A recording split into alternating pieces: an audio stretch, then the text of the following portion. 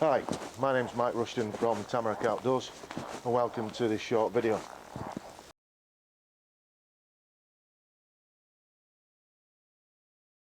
In this short film we're going to be looking at our base camp, the site where we run all our courses, and also a little bit of woodland management that we carry out here throughout the winter.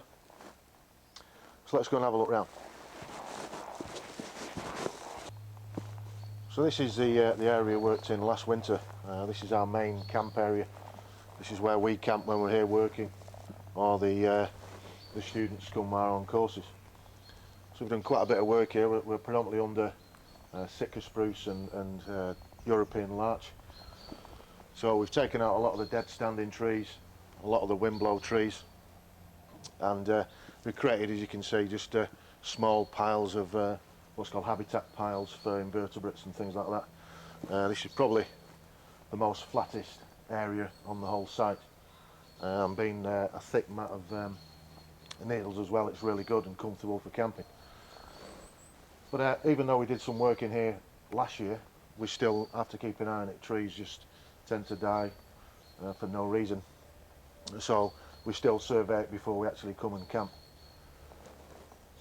So now let's go and have a look at the main camp.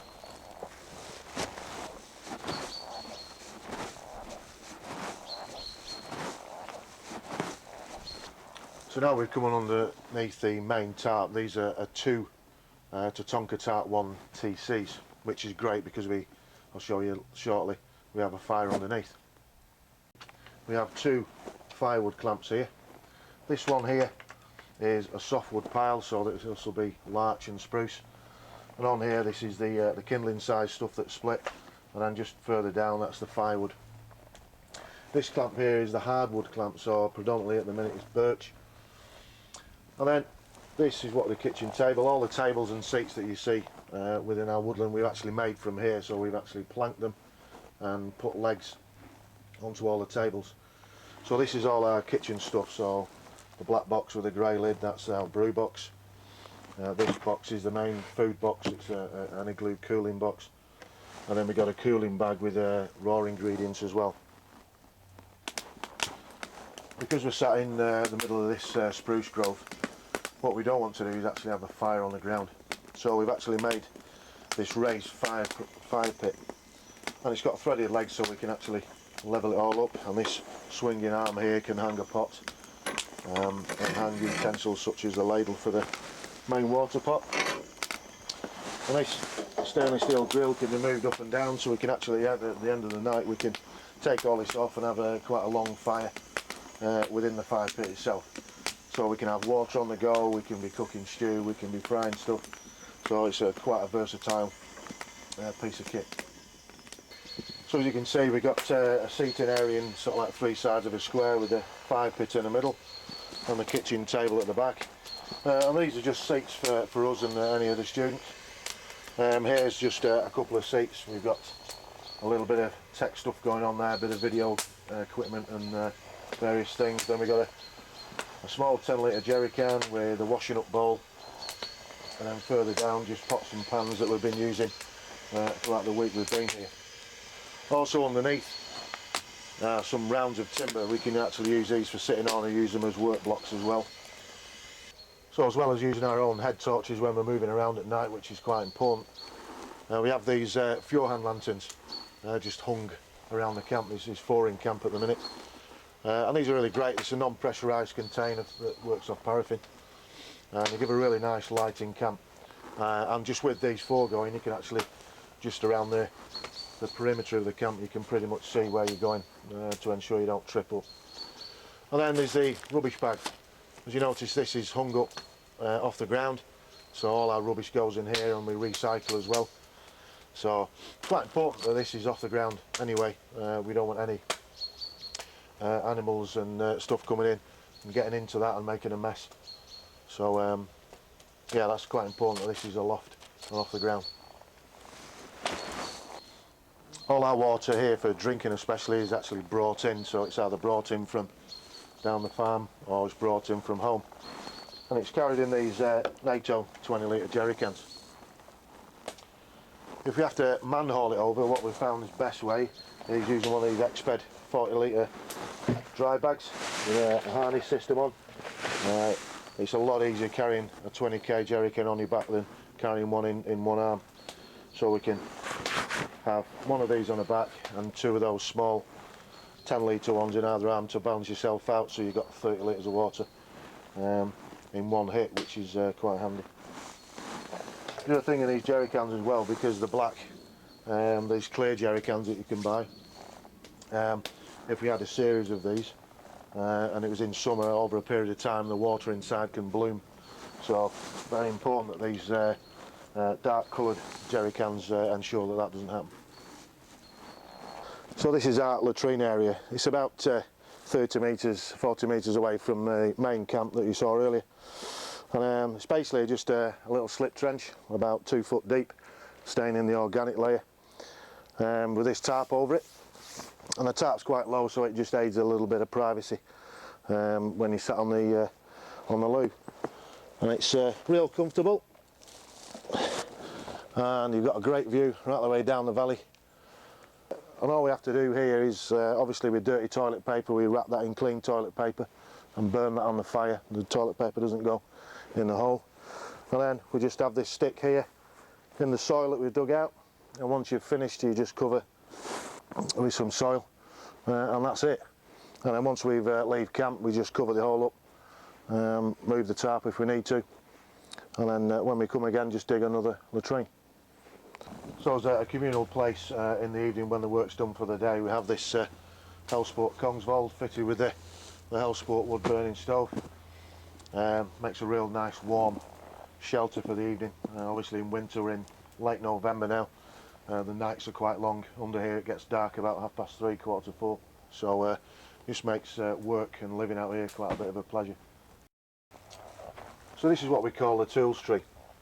It just so happens to be one of the biggest trees in the woodland anyway.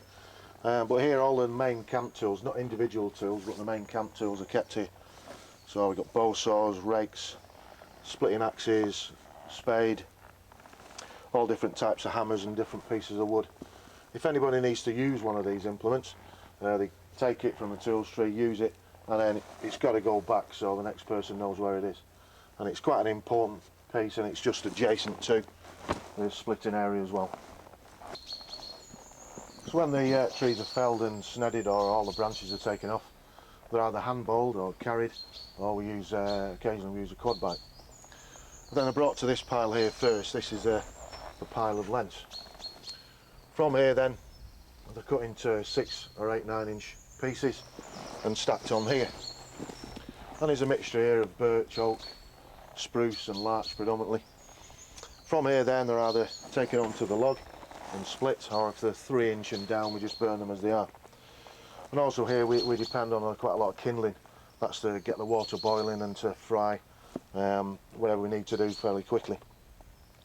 So this is sort of like the main woodworking area. So this is the second woodworking area. If anybody wants to carve anything, it doesn't interfere with the main splitting log over the other side of the log pile, we can come and do that here. Or what we can do, we can have somebody splitting wood there and then throwing all the straight grain stuff that's easy to split for kindling onto here, and then it gets stacked under the main tarp. Obviously to manage a woodland like this in the time we've got, we have to use powered tools such as chainsaws, and these particular ones run off unleaded fuel, so it's quite important we have a fuel point, and this fuel point is about 20 metres away from any source of ignition. It might be the stove or it might be the fire itself. And here we've got what's called a combi can, so this is unleaded fuel in this side, and also some chain oil, that's for the chainsaw, and then some paraffin for the lamps. So all this, wherever we need to refuel a chainsaw, we always come back to this point, and this point is guarded away from any source of ignition.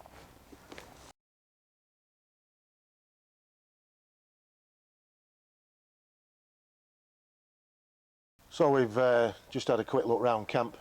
Now we come out in the forest to do some work. And this is a prime example of what we come across in the woodland that we manage.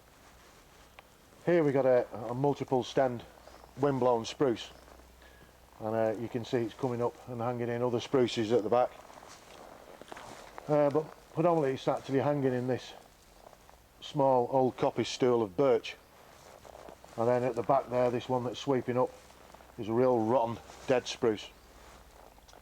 So the first job of the day is actually to clear this out and then ensure this grove of birch is left free so it can actually grow a bit broader. So potentially very, very dangerous, anything with wind blow, and obviously especially using chainsaws. Takes a lot of time, a lot of experience and a lot of training to do this kind of thing. So you need to be really methodical in your approach and be aware of anything moving at any time.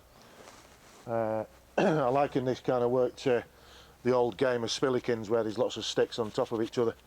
You have to move one stick without moving the rest. This is very, very similar. You can cut here and something will move over the other side. So you need to be aware of what's happening all the time. So I'm going to start at the back of the actual wind blow itself and then move forward to make sure it's safe.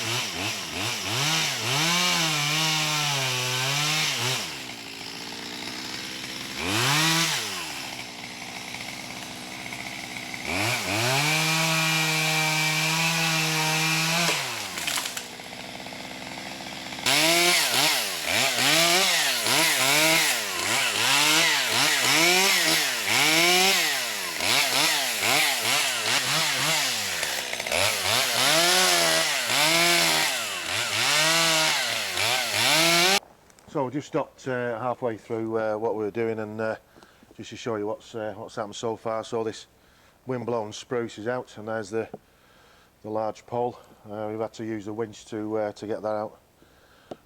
Now you can see this this grove of birch that we're wanting to open up. So that's coming in, but there's still work to do on the back end with these wind blow here, and we need to cut this pole up into 2 metre lengths. So we'll crack on and do that now.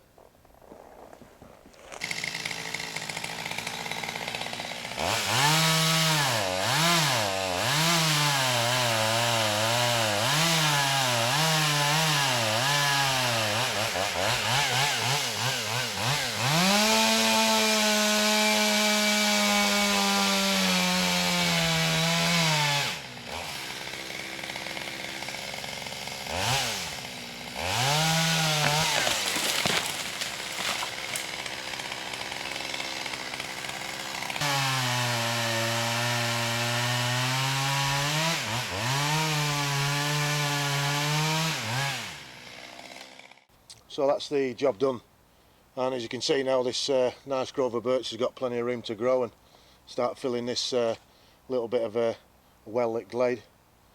The timber we use for all sorts of stuff. Might be a bit of firewood, might be planking and used for benches. and all the piles of branches and things like that all neatly stacked. That'll just rot down and just act as habitat piles for wild animals and invertebrates. So that's pretty much the same of what we got right the way through this woodland. It's going to take quite a number of years to get it back into good heart. So, but it's enjoyable to do. You can actually see something at the end. You can see the conclusion of what you're doing over the years. So, hope you've enjoyed this short video, and see you again soon.